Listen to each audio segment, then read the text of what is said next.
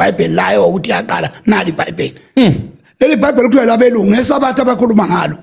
lafunda kule iBhayibheli lethu yonke into abakhuluma ngayo ukuthi kaGundu iLevi emaceleni bafunda kule iBhayibheli. Oh, yonke imithetho abayithola kulo le Bible bayithola eBhayibheli kodwa noma ko Exodus ko Leviticus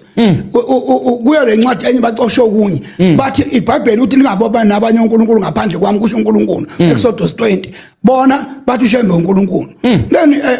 ngifika la ngidideka khona ukuthi why labantu bakhulume kanje bathi ushembe uNkulunkulu iBhayibheli ithi ungabi nabanye uNkulunkulu kusho uJehova ungabi nabanye uNkulunkulu ngaphandle kwami nginguJehova uNkulunkulu wakho bona banoNkulunkulu omunye singamazi bamthathaphi so abukuthi abayilaleli kwayona lento yabo abayisho ngisho ingakho ngithi ke namanje angajintshi ukuthi inkolo yabo akuyona inkolo yeqiniso laba bangithukayo bahambisa kona ukuthi kahlahla kuyona inkolo ngoba makuyinkolo ayikho inhlambe ephuma kumuntu okholwayo asikho isibhamu kumuntu okholwayo abantu bayothembisa udutshulwa bakuthembisa abanye bathi siyakufuna ukuphi yena loyo sizombamba uyabona uvela uxakeke ukuthi hawu labantu bakhuluma kanjani mabekhuluma kanje should still baconfirm kona ukuthi akuyona inkolo yeqiniso uShembe lenkolo yakwaShembe I'm talking about inkolo not ngomuntu ngikhuluma ngenkolo ayilona iqiniso nabakuyo bakuyo nje sure kodwa kuyona inkolo ephilayo singahamba ngayo sithi inkolo yeqiniso cha kunomunye angazi noma ngizothi maybe udoctor 3 seconds inyanga inyanga ne 3 seconds uthi ukhuluma nabashana bakho akakhuluma uthi wena akakuzweli uzwela inzalo ebuya kuthiwa uShembe uyayilwela akayilwele phela ngibona mayilwela bakhulumelani bona iBhayibheli ngesikhathi uNkulunkulu impika Jehoshaphat iphuma uyolwa namaFilisti sure lethi iBhayibheli wathi uNkulunkulu bothula wena Israel uJehova uzozilwela so mina I'm definitely sure ayikho into engenziwa uShembe ngaphandle bamzela nangazi ibhamu leza kunandaba nazo ngabe ngidubula ngizofa nabo bazofa sure makufanele ngife uNkulunkulu engiyekela angigaranti but I will still ngimile ukuthi uShembe akayona lento abathi uyiyo uShembe akusiyona inkolo inkolo engekho angifuni ukugxeka angifuni ukumgxeka ngoba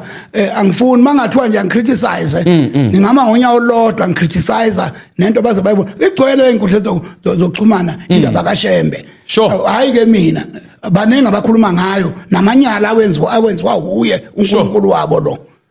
agcwela ku social media so mabethi uNkulunkulu onjani abuya alokhuza sure izinto ezenziwa abantu abajolayo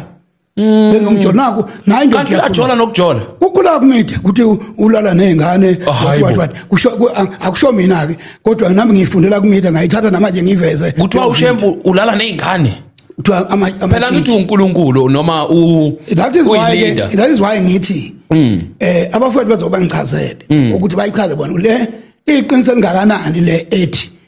amatshitshi ulala namatshitshi ikhona la ku social media ayiqalwa yimi maybe bayamsukela baqambela amanga ngithi kuyenzeka ke because imedia iyaqamba amanga maybe bayamsukela kungenzeka kodwa ikhona ku media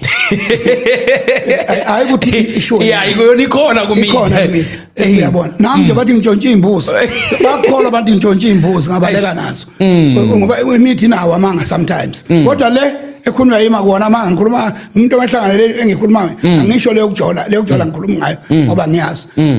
kodwa nje ngisho ukuthi le ngikhuluma ukuthi ake yena uNkulunkulu angidadi ku media live nje nginingi engakusho ngikumention ngithi lokhu kwenza ukuthi uShembe awumention okubili nje mekubili ungakumention okunye uzokumenshina sebefikile abafowethu awumention okubili uNkulunkulu akaganwa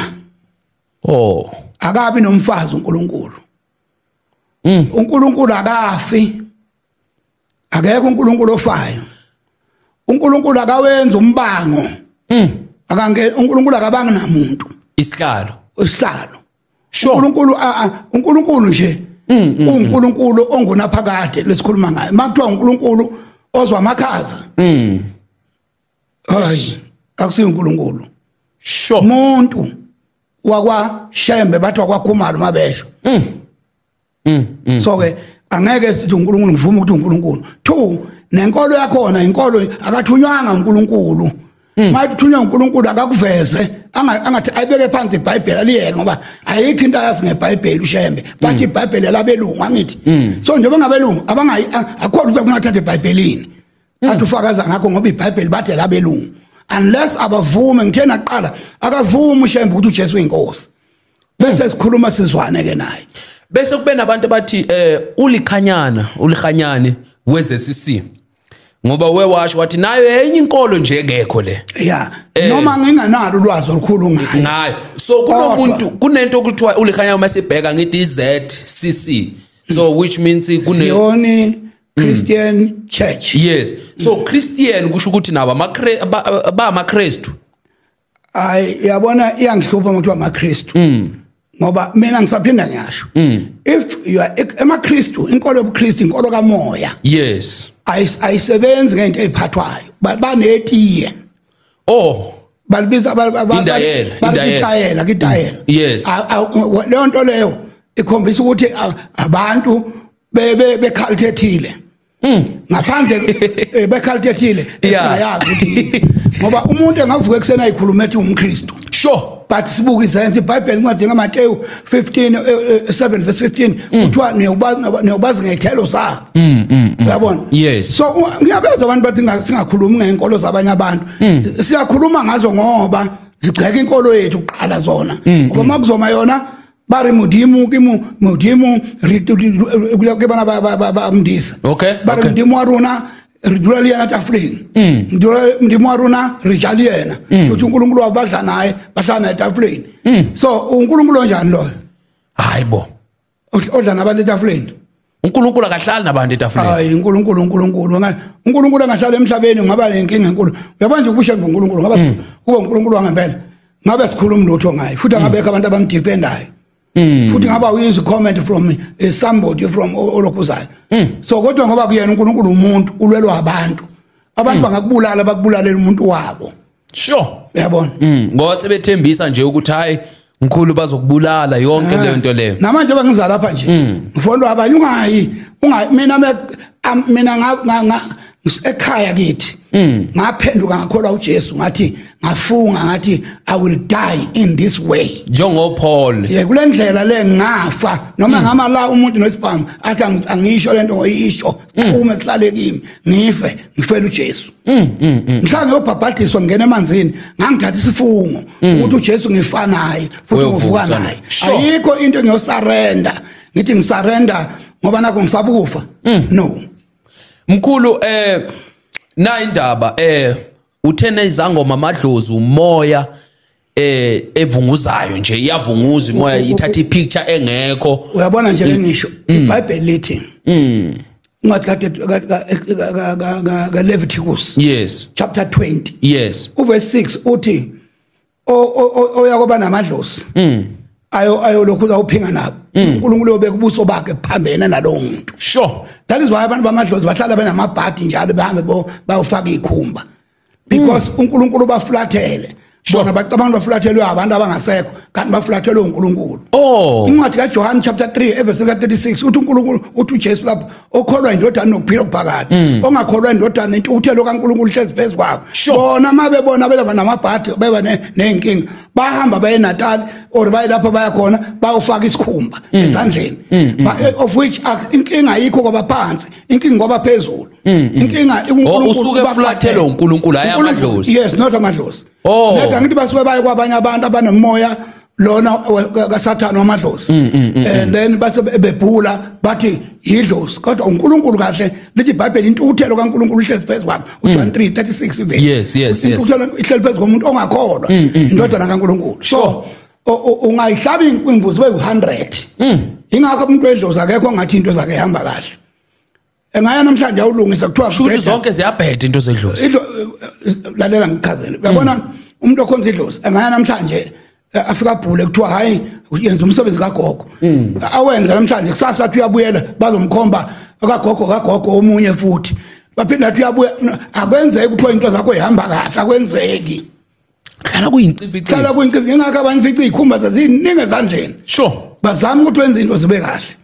azibi sacred azibi right bese kubethiwa bathi amadlozi labantu okuthiwa yinyanga noma izangoba ngibakhulumeli kodwa ngithena ngiscroll lapha ngibona kumalo nabathi bayalifunda iBhayibheli ukufunda iBhayibheli akusho ukuthi uyakholelwa eBhayibhelini hayibo ukholelwa into eshe eBhayibheli iBhayibheli lithi umuntu makakholwe uJesu umuntu ophilisayo uJesu kubizwa igama lika Jesu akuthatha isihlahla esinye hlanzwe nesisihlahla uzophilisa abantu uthi wena unikwe abaphansi abangobani obani abaphansi ngoba ngishilo ngathi iBhayibheli lithi uma umuntu efa lento ufuna ngichaze uma umuntu efa kuthi umuntu ufile kusuke kuphuma umoya lo wafaka uNkulunkulu incwadi chapter 2 Genesis verse 7 waphefumulela emakhaleni akhe lo moya uvela kuNkulunkulu bese abakhona spirit number 2 sokuphila la emhlabeni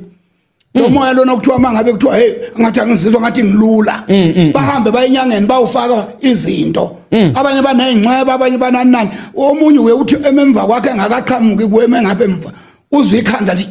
lishwabana ilezinto le labo umoya bagcwele kuyi uma efake umoya wakhe kusokuphuma umoya wakhe uma efa umuntu uya kuNkulunkulu bese lo moya lo kade lokho ufakwa yinyanga ufakwa yinini ezangoma ufake lo moya lo usala lapha emhlabeni uba lapho umuntu ofele khona yiwo lo landwa ngehlahla lomphatha okuthiwa mase kuhamba kuthiwa siyekhaya manje Mr Mbatha singasho ukuthi lo moya uyidemoni moya kaSathane moya amademon vele idemoni ingelosi idemoni makuthiwa amademoni ingelosi kodwa ingelosi kaSathane uyabona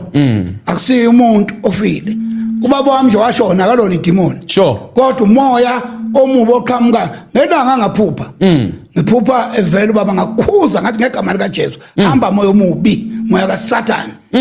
ngoba was disappear from that day because vele akusiyo umoya ubumphuphu baba wakho eshonile ngaphupha lo langa kanti idemoni leli elifika kimi so ngakhuza ngathi should la mademoni asebenzisa wona lamaphupho asebenzisa avela amademoni asebenza ngamaphupho ingakho bonke abantu kufana nayo lento yakashembe into yakashembe kuthiwa bonke abantu bathi uyamphupha ungabuza nje mina ngangikula lo muntu ovela afika kimi ngephupho wangiphelisa indaba le amademoni amadlozi